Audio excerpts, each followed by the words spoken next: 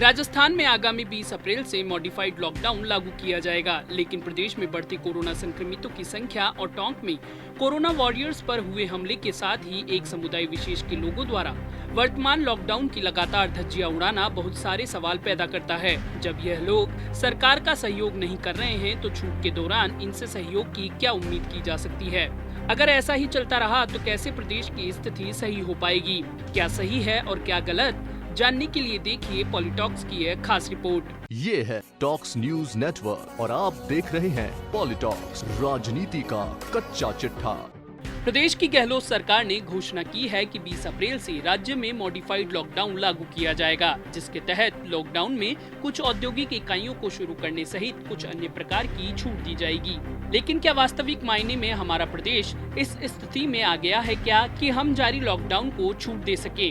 आज के हालातों की बात करें तो टोंक में इतने सख्त कर्फ्यू के बावजूद समुदाय विशेष के लोगों का इकट्ठा होना और मना करने पर पुलिसकर्मियों पर हमला करना हमें क्या बताता है? वहीं धारा 144 और सख्त लॉकडाउन के बाद भी समुदाय विशेष के लोगों का शुक्रवार को जयपुर के खूना गोरियन इलाके की आयशा मस्जिद में सामूहिक रूप से नमाज पढ़ने के लिए इकट्ठा होना किस और इंगित करता है? वहीं रामगंज में जारी महाकर्फ्यू के बाद भी कुछ लोग वहां से निकलकर मुहाना मंडी पहुंचे। यही नहीं, एक प्रिंसिपल महोदय तो रामगंज से निकलकर कई जिलों की सीमाबंदी को तोड़कर बाड़मेर तक पहुंच गया और वहां जाकर पॉजिटिव निकला। यह घटना क्या इशारा देती है? चलो सारे उदाहरण छोड़ते हैं, एक मोटी बुद्धि की बात करते हैं। इस बात से इनकार नहीं किया जा सकता कि आज प्रदेश ही नहीं बल्कि देश भर में कोरोना से बिगड़े हालातों के लिए सबसे ज्यादा अगर कोई जिम्मेदार है तो वो हैं दिल्ली मरकज से लौटे तबलीगी जमाती। अब जबकि यह भी इन लोगों को पता चल गया है कि कोरोना क्या है और यह कितना खतरनाक इनके खुद के लिए हो सकता है, उसके बावजूद भी ये लोग आगे से सरकार के पास या अस्पताल नहीं पहुंच रहे हैं।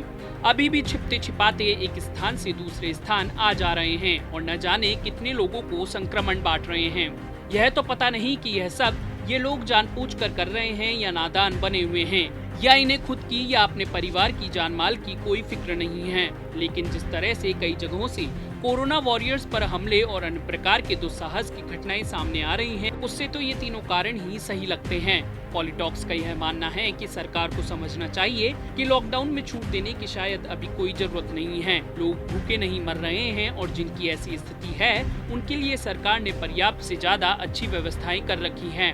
फिर प्रदेश में मरीजों की बढ़ती संख्या किसी पूरे सपने जैसी फीलिंग दे रही है, क्योंकि अगर यह सपना सच होता है तो प्रदेश फिर से दूसरी स्टेज में पहुँच जाएगा और संक्रमण का खतरा भी और बढ़ जाएगा।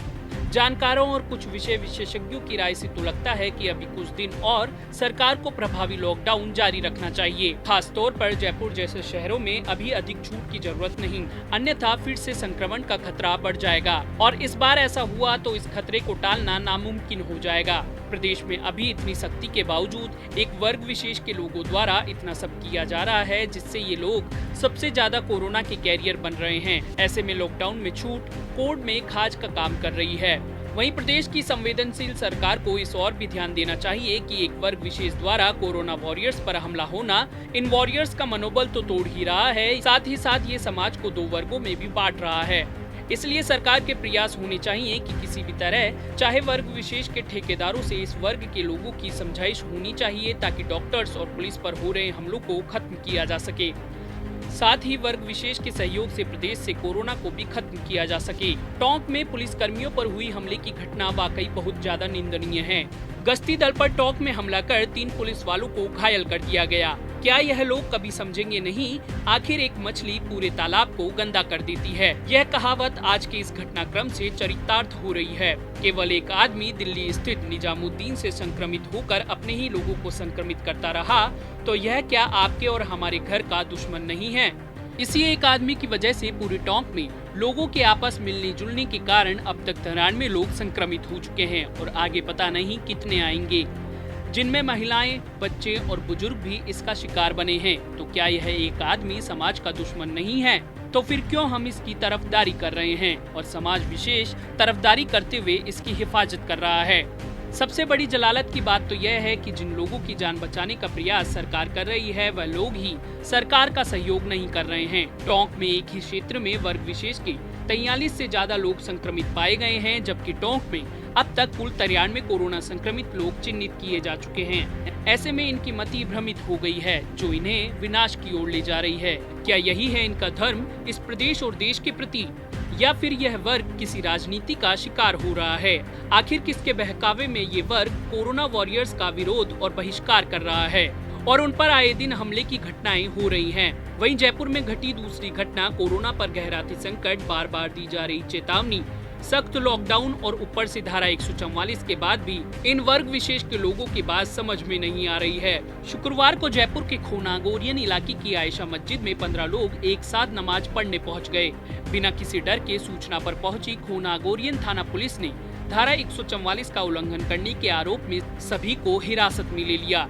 लेकिन इस बात की क्या गारंटी है कि अब ऐसा नहीं करेंगे ये लोग? इसके अलावा रामगंज जैसे इलाके से महा कर्फ्यू को तोड़कर कुछ लोगों का मुहाना मंडी तक चले जाना, सांगानेर तक पहुंच जाना और रामगंज से निकलकर कई जिलों की सीमाबंदी को तोड़ते हुए बाड़मेर तक पहुंच जाना, कहीं से लगता है कि क्या इन्हें डर है किसी का? सारी बातों का लबोलुआ अब यही है कि सरकार जब इन लोगों का इतना अच्छा ध्यान रख रही है, अभी तक अन्य प्रदेशों की तरह इन पर कोई रासुका या अन्य कोई कठोर कानून नहीं लगा रही है, अब तो सरकारी कोरोना वॉरियर्स के प्रति इनकी यह भावना है। तो हे सरकार, इससे एक बात तो साफ हो रही है कि अगर अभी जब ये लोग सरकार का सहयोग नहीं कर रहे हैं, तो छूट के दौरान इनसे सहयोग की क्या उम्मीद की जा सकती है? ऐसे में सरकार में शामिल और विपक्ष में बैठे नेताओं से प्रदेश की जनता चाहती है कि अब अपनी अपनी राजनीतिक रोटियां सेकना बंद करें और वोट बैंक की राजनीति को छोड़कर प्रदेश को इस महामारी से बचाएं, क्योंकि अगर प्रदेश ही नहीं होगा तो राजनीति कहां और किस पर करोगे? पॉलिटॉक्स ब्यूरो, जयपुर। ये है टॉक्स न्यूज नेटवर्क और आप देख रहे हैं पॉलिटॉक्स, राजनीति का कच्चा चिट्ठा।